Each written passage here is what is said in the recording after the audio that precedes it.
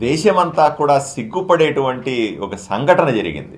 కృత్రిమ మేధస్సు మీద ప్రధాని నరేంద్ర మోదీ గారి నాయకత్వంలో సుమారుగా 100 దేశాలకు సంబంధించినటువంటి ప్రతినిధులు పాల్గొంటున్న వివిధ టెక్నాలజీ కంపెనీలు సంబంధించిన గూగుల్ లాంటి సంస్థలు, సుందర్ పిచాయ్ సీఈఓగా రకరకాల టెక్నాలజీ సంస్థలు కలిపి వివిధ దేశాల నుంచి వచ్చిన దేశాధ్యక్షులు కొంతమంది కలిసి పాల్గొంటున్నటువంటి కృత్రిమ మేధకు సంబంధించినటువంటి సదస్సులో జరిగినటువంటి విచిత్ర సంఘటన, అవమానకర సంఘటన, చాలా దారుణం. కాంగ్రెస్ పార్టీకి సంబంధించిన కొంతమంది కార్యకర్తలు అక్కడికి వచ్చేటువంటి డెలిగేట్ల ముసుగులో లోపలికి వెళ్ళిన తర్వాత టీషర్ట్లు తీసేసి అమెరికా ఇండియాకు జరిగినటువంటి వాణిజ్య ఒప్పందానికి వ్యతిరేకంగా ప్రదర్శన చేయడం చాలా అసహ్యకరంగా ఉంది. వినడానికి అసహ్యం, తెలుసుకోవడానికి అసహ్యంగా ఉంది.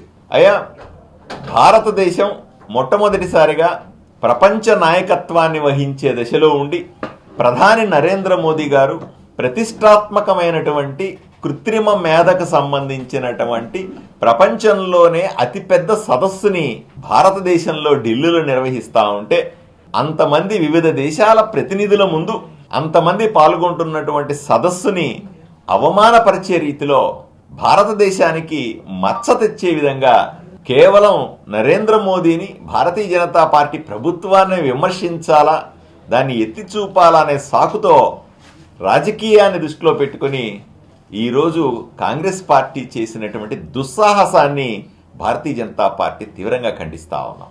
వీళ్ళు అనుకుంటుండొచ్చు, మేము మీడియా దృష్టిలో పడి మీడియాను అట్రాక్ట్ చేశాం, వీడియోలు వచ్చినాయి, ఇవన్నీ కూడా దేశమంతా ప్రపంచమంతా కూడా సర్క్యులేట్ అవుతాయి, దీని ద్వారా భారతదేశ ప్రభుత్వం అప్రతిష్ట పాలవుద్ది అని సంతోషపడుతుండొచ్చు రాహుల్ గాంధీ గారు. అయ్యా, నువ్వు రాజకీయం కోసం దేశ ప్రతిష్టను పణంగా పెడతా ఉన్నావు.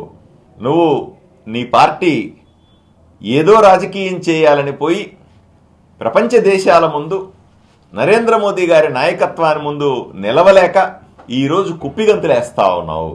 పోనీ ఈ పని వల్ల ఈరోజు మీ కాంగ్రెస్ పార్టీకి సంబంధించిన కార్యకర్తలు వెళ్ళి కృత్రిమ మేధ సదస్సులో ప్లే కార్డులు చూపించారు, టీషర్ట్లు చూపించారు, స్లోగన్లు చేశారు, నినాదాలు చేశారు. వీటి వల్ల దేశానికి ఏమన్నా మంచి జరిగిందా? పోనీ ఇక్కడ జరిగిన సదస్సుకి ఏమన్నా కూడా మంచి జరిగిందా?